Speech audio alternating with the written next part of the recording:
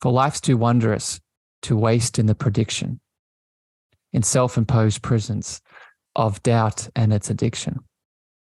I now understand the healing journey to take, a commitment to oneself, a divine choice I get to make, blossoming of expansion, coloring a new day. I choose to embrace the beauty of soothing my own way.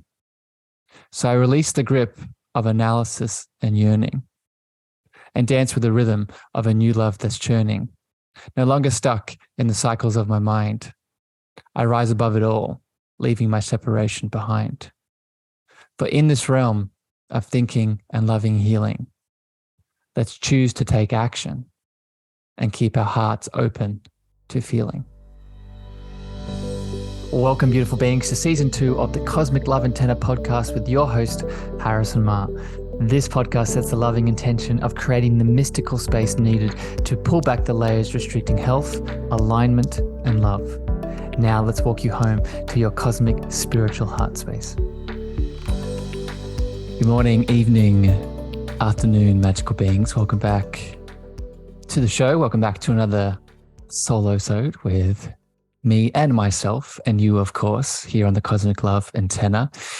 Today's solo-sode chat and transmission is a new kind of conversation, a new kind of episode today that I'm really excited to share with you and go deep into all of the spiritual and emotional feels.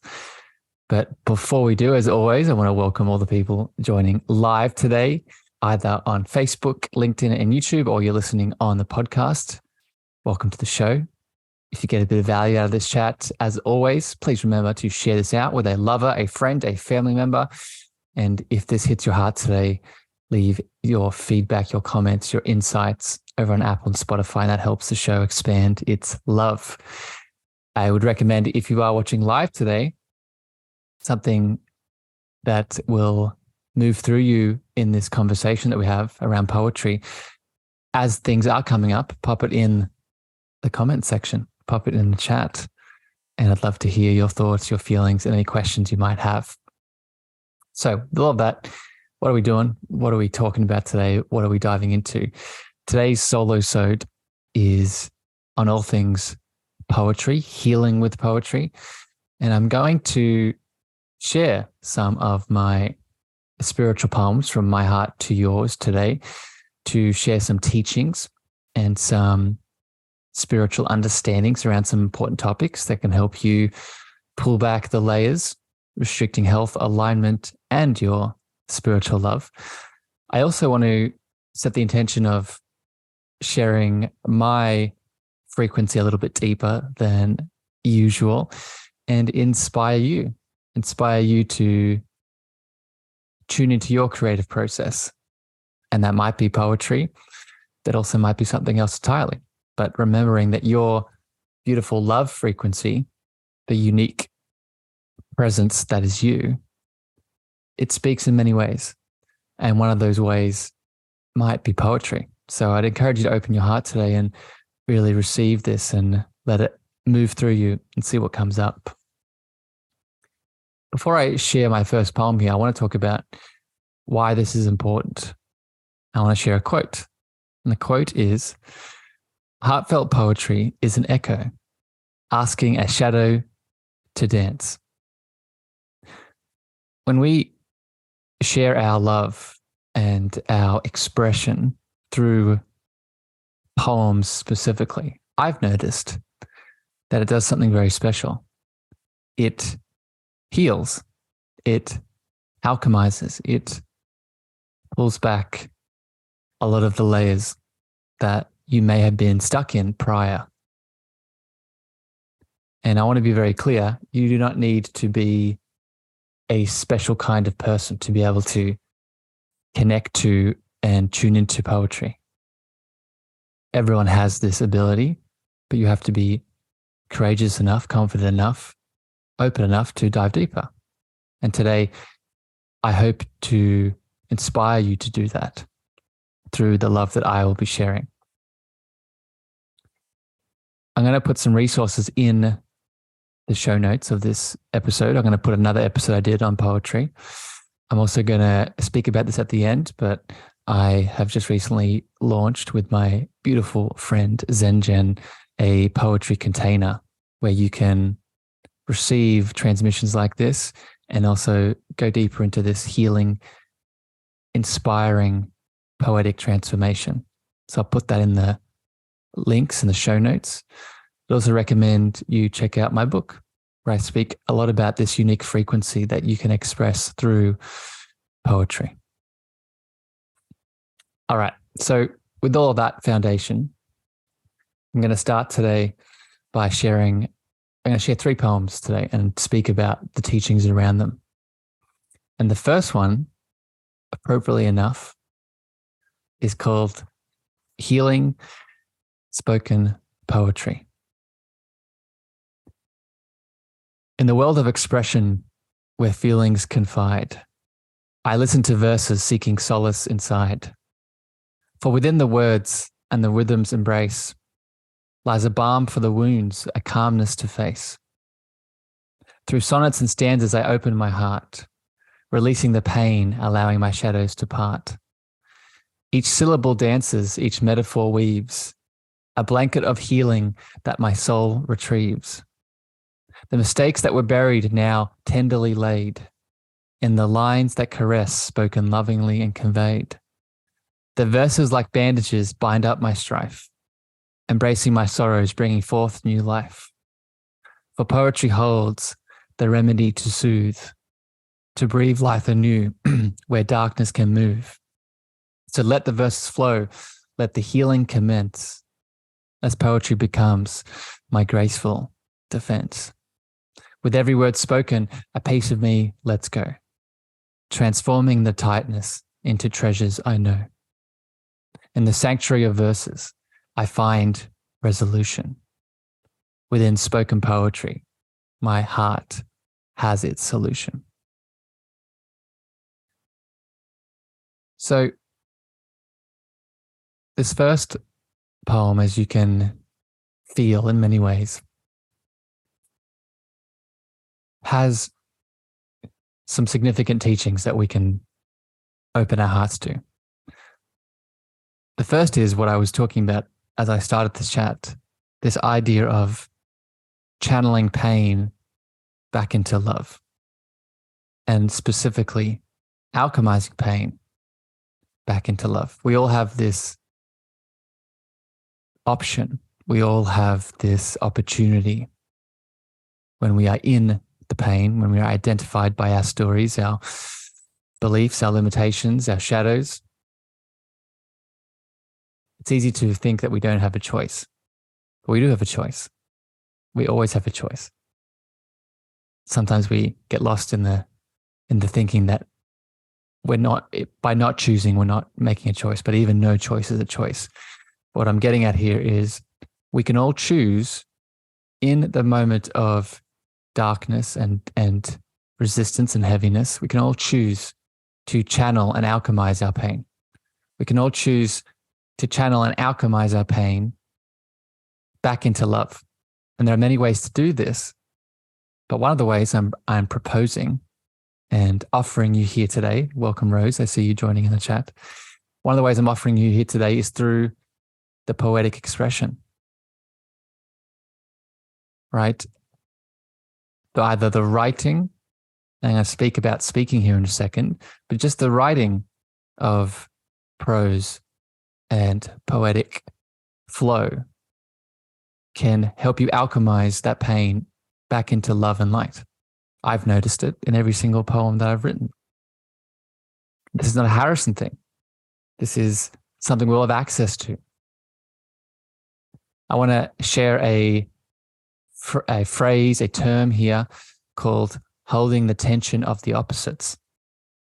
And what this is referring to is being in a energetic space and place in which you can hold yourself. And I'll speak more about this later, this holding phenomena, but just in this moment, get this idea in your head where you hold the tension of both polarities and you don't do anything. right? You hold the tension of your darkness, your pain, your resistance, your heaviness, and you hold the tension for the potential of healing, for love, for light, and you just sit in that for a moment. You don't force, you don't push, you don't expect anything. And it's often in this holding, in this staying, in this groundedness that answers and solutions come. So we can do this through the written word, right? We can hold our pain as we write, right? We can feel our feelings as we write. We can feel and express our heaviness as we speak our poems. And that's where the throat chakra comes in, right? This is spoken healing poetry. In the poem that I just read, it's not just writing the poem, but speaking it. If you've listened to this show to any degree, heard me speak about the chakras, you know the power of the throat center. Throat center in its ability to express and release that which needs to move.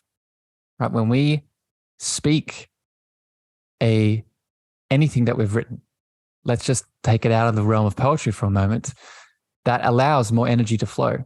So if we've transfused and infused our pain and our desires and our shadows into a poem, and then we speak said poem, we are now giving another avenue for release. I've seen myself have a different layer of release in writing the poem and then speaking it, 2 different stages of release. I've seen this in other people as well. They've almost been surprised.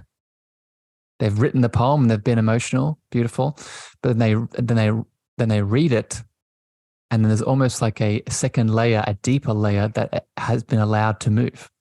And this is exactly what it is. Think about what your emotion is. It is energy in motion. What are you doing when you speak? You're allowing those words, that emotion, to move.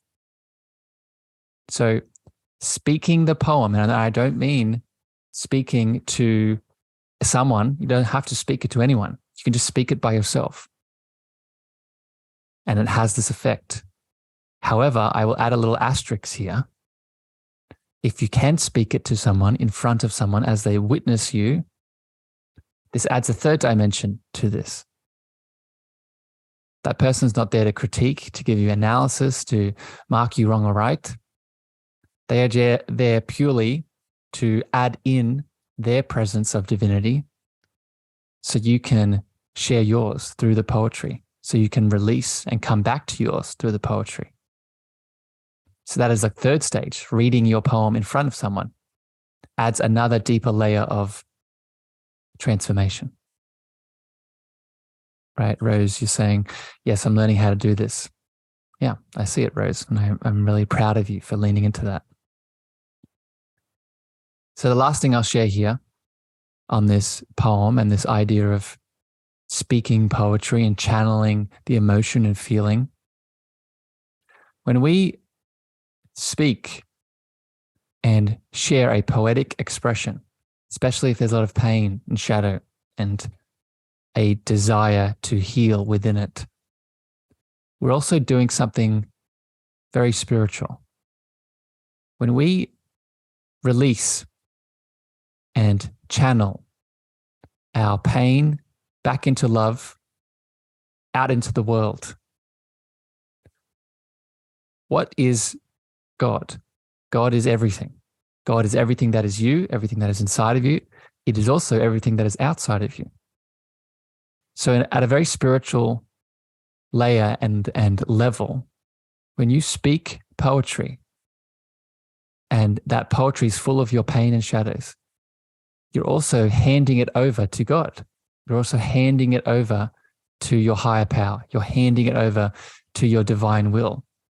And you're not just handing it over, you're having faith that you can actually let go. You can release. You can stop holding on to the shadows. You can stop being identified by the pain. So you're surrendering in many ways. You're accepting wherever you're at and having faith that the pain and the healing is inevitable, that you'll be able to move through it. So something to consider. Okay. Let's keep it flowing. I'm going to read another poem here now with the intention of sharing some teachings around it. Again, if you're joining live, if anything pops up for you, any comments, any questions, any feelings around these poems, pop them in the comment section. I'd love to hear your beautiful expression and voice. Next poem is called Creative Loving Awareness. In the field where creation is woven, a masterpiece of life is seen, where hearts become the artisans, crafting expansion that's evergreen.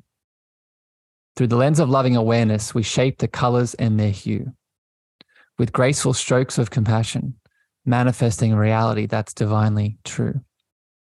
In every moment, a choice is made to perceive the bliss and empathy, to flow with the light of understanding and manifest a realm of harmony. But when we gaze with eyes of love, the standard shifts to perfection. Fear and tension swells to magic, and the greatest potential, our direction. With open hearts as our brushes and kindness as our guiding hand, we paint a canvas of collective unity straight from this caring wonderland. So with our realm of loving creation, we find purpose and our space to nurture and hold each other and witness our divinity take its place. Thus, let us wield our creative awareness with reverence and boundless awe. For through our eyes of observation, we manifest a reality blissful for all.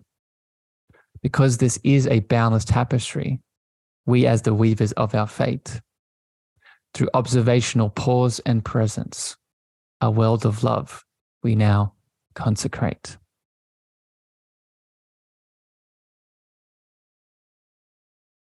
So this poem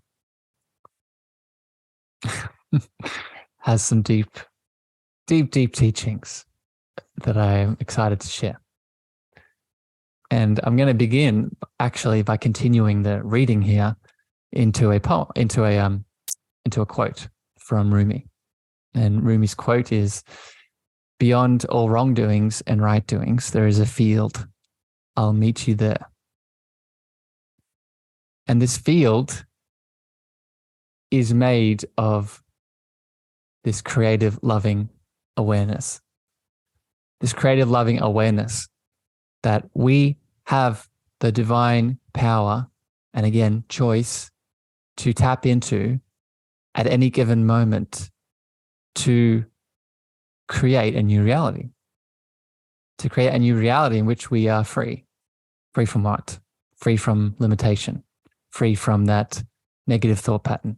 Free from that shadow. Free from that, insert the thing that is holding you back. Because in reality, there is no wrong or right. There is just our current perception or our current state of consciousness that is always in flux, that we can always change, that we can always create anew. So this loving field of awareness is a state, a frequency that we can all learn to flex more often.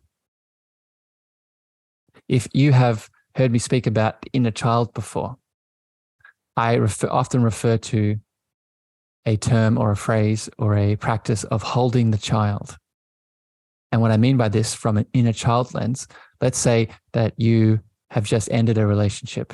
And in that relationship, there were some deep wounds of rejection, deep wounds of abandonment. And that inner child is playing up. That inner child is feeling in pain, is feeling wounded. Well, one way that you can activate this creative field of awareness is by holding the child. What do I mean by that?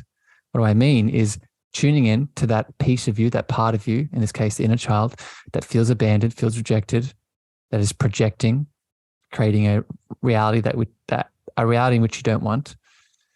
And you can hold that child. Hold that child in what? In your loving awareness. Hold that child in your field of love.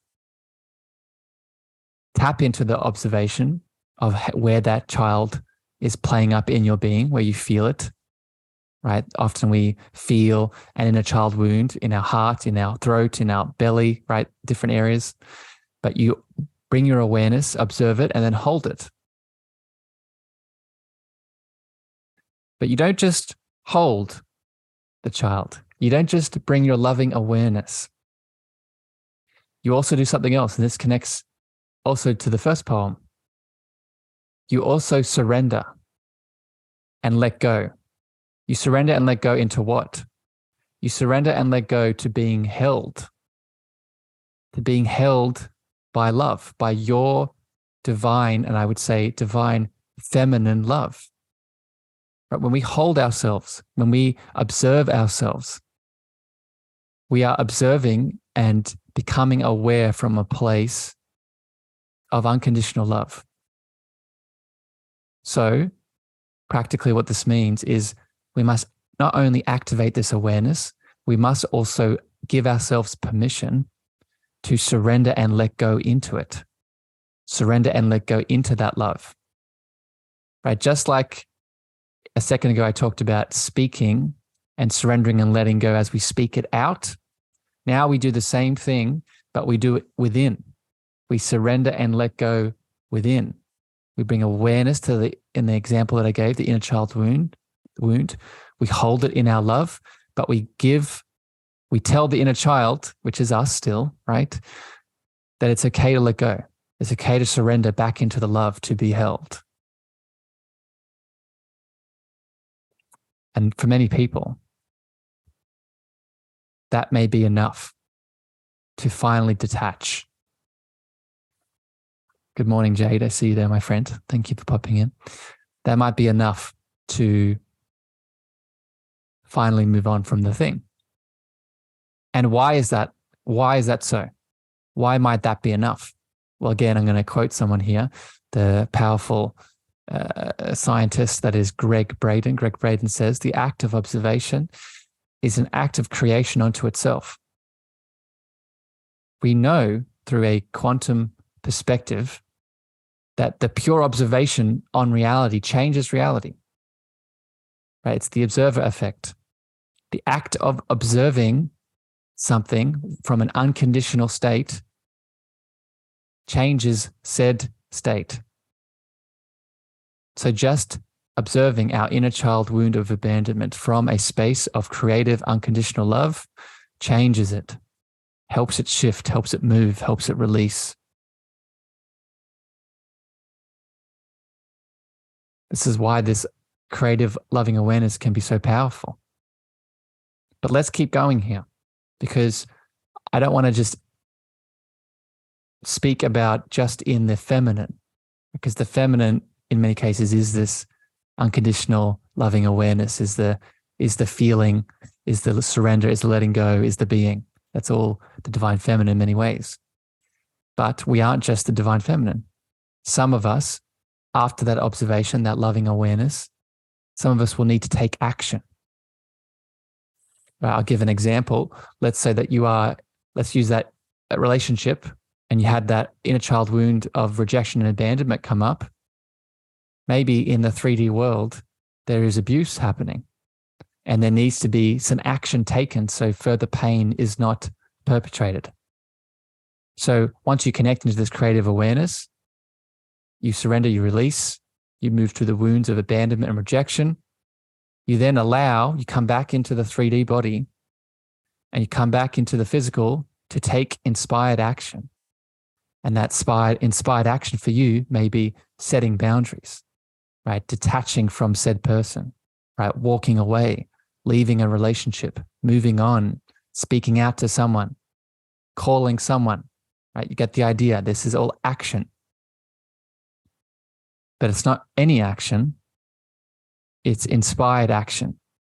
Inspired action that overspills and releases from your full cup of love, and is usually accompanied with intuition. So an intuitive, inspired action to be taken.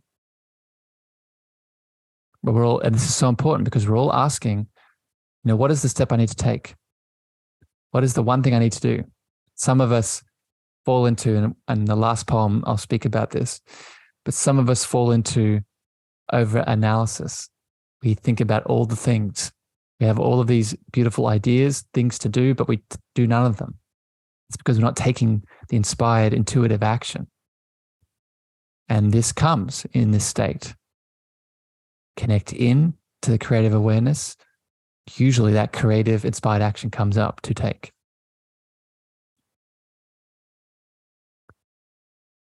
So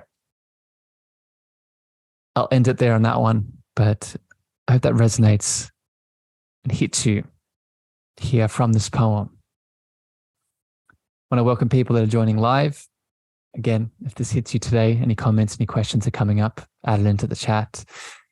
If you're listening on the podcast, would highly encourage you. I got one more poem here to share, but I'd highly encourage you to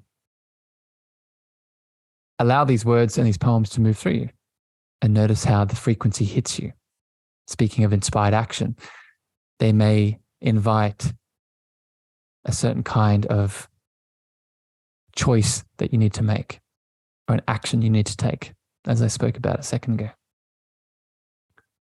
Okay, so the last poem here is Over-Analysis Paralysis. In the depths of my ego, I hide and percolate, lost in shoulds and coulds, too hard to articulate. Over-analyzing each moment and turn gone awry, caught in a cycle, afraid to know why. But then I discovered a path to reclaim, a choice to break free from this endless refrain, to let go of worries, release all of my strain, and embrace a healing action like gentle drops of rain. No longer confined by the commotion of thinking, I choose to heal in this moment to keep my heart from sinking. For life's too wondrous to waste in the prediction, in self-imposed prisons of doubt and its addiction. I now understand the healing journey to take, a commitment to oneself, a divine choice I get to make. Blossoming of expansion, coloring a new day. I choose to embrace the beauty of soothing my own way. So I release the grip of analysis and yearning and dance with the rhythm of a new love that's churning. No longer stuck in the cycles of my mind, I rise above it all, leaving my separation behind. For in this realm of thinking and loving healing, let's choose to take action and keep our hearts open to feeling. This poem, if you've been listening, flows beautifully on from what we were just speaking about. And it continues this story that we all find ourselves in of, I need to keep finding and doing the thing. Otherwise, I'm broken. Otherwise, I'll remain unhealed. Otherwise, I'll remain in this pain. And while we have to be open to the inspired action to take, as I spoke about in the second poem, we also have to remember that doing nothing, that stopping for a moment, feeling, and just integrating in itself is a step that we can take. Just like we can get stuck in all the ideas coming in and not taking any action, we can also get stuck in having to think we need to take action all the time. We have to find the thing to do. We have to analyze and get it done, or else we'll be judged, or else we won't be enough, or else we won't get to the thing in time. So the first teaching here is realizing that you are enough, you are worthy, you are already all the things already. Yes, we get to take choice and step forward, continue through our shadows, continue having this beautiful experience as a soul that we are. But paradoxically and simultaneously, even if we didn't do any of those things, we would still be enough, we'd still be worthy, we'd still be valuable. So it's really sitting in that for a moment, sitting in that feeling, that enoughness.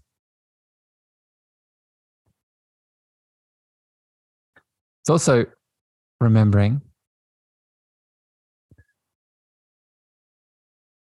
that once we go through something traumatic, so let's keep using the example that we gave earlier of the inner child wound of rejection and abandonment. One of the reasons we get stuck in over-analysis paralysis is we keep looking for the root cause of the shadow, of the pain. And I'll be the first to put my hand up and say that it's important to get to the root. It's important to get to that inner child need that needs to be met. I spoke about that in the first poem. But there is a limit. There is a point of diminishing returns. And there comes a moment in time where we have to look back on our inner child. That's technically, it's in the past, but remember the past is in the present. So there's really no time. But if we want to just stay linear here, we look back on these past choices that we've made that we may be holding judgment, shame, guilt around. And there comes a point where we need to, again, surrender, release, forgive, and let go. I want to share a beautiful quote from the book Return to Love by Marianne Williamson. And the quote is, "All that is real in the past is the love that we gave and the love that we received." All that is real in the past is the love that we gave and the love that we received. And what this highlights is it's so easy for us to get stuck in the paralysis of becoming identified by the thing we should or shouldn't have done, by the pain that is moving through us, by the shadow that's moving through us. And we forget that what is the most important thing to do is to come back to love.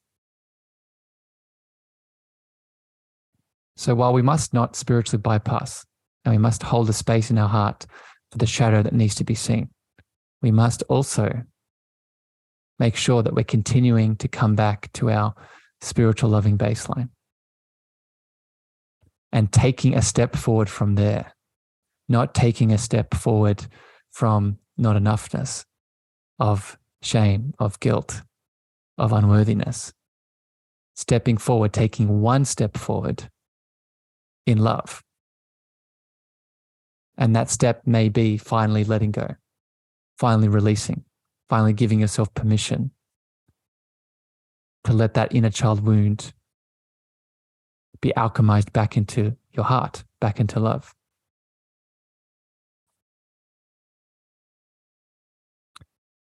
The last teaching here with this poem is the understanding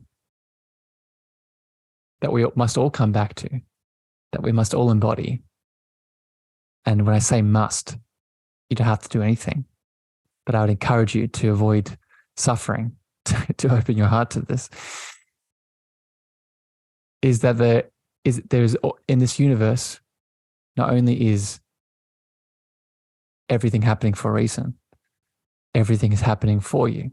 Everything is working out for you. Many reasons for this. One of them, the biggest one, is the universe is you, right? The universe outside of you is a reflection of you, right? Everything is God, including you, and everything outside of you. But the other point here is that judgment, that shame, that guilt, that overanalysis of the past event, often we get stuck in the paralysis of it because we think we are wrong. We think that quote, bad experience means we are a bad person, means we have something to repent. We have something that we have a cross against our name because of. So we fear judgment. We fear that we are, again, bad, evil, shadowy. But it is here we can remind ourselves that that bad experience, that negative experience, that shadowy experience, that painful experience, it too was happening for you. It too was working out for you. But we can only get to that space and place if we first open our heart to this. The easiest example to highlight this is any pain in your life. Let me ask you a question. In hindsight, did that pain bring you something? Did that pain give you a teaching? Did that pain help you learn and become more? When I ask myself that question, the answer is always yes. So just this point in itself shows everything is always working out for you. So this may be needed to be repeated. This may be needed to be affirmed if you're in this over-analysis paralysis, to help you take that step forward or to help you finally let go, release, and move on.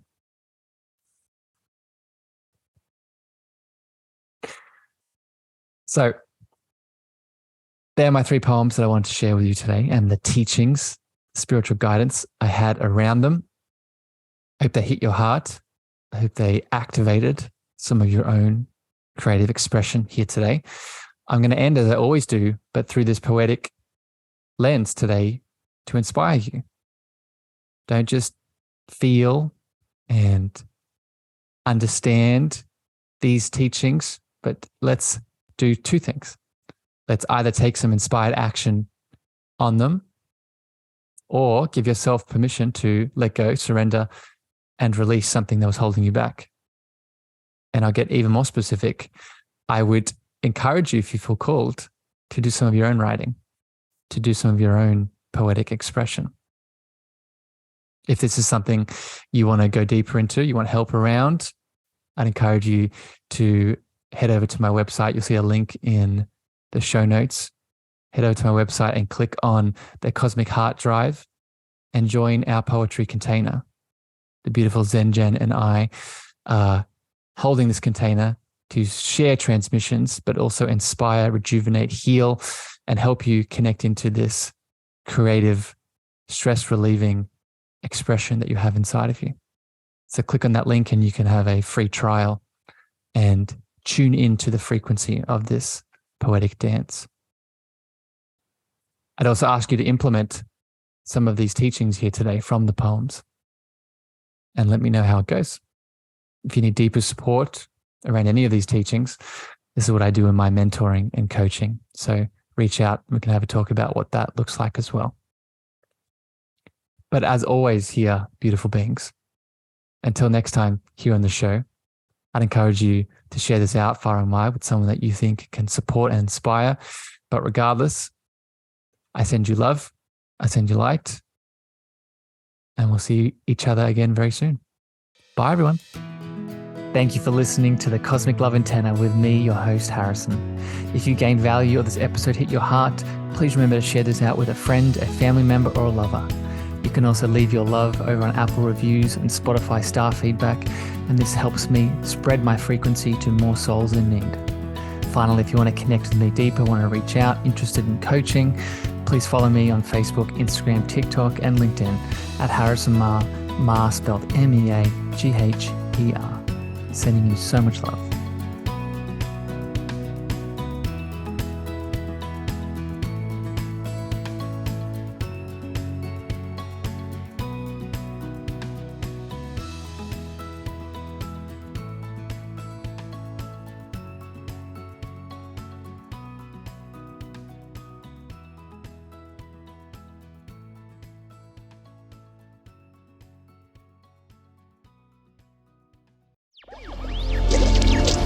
Electric acid.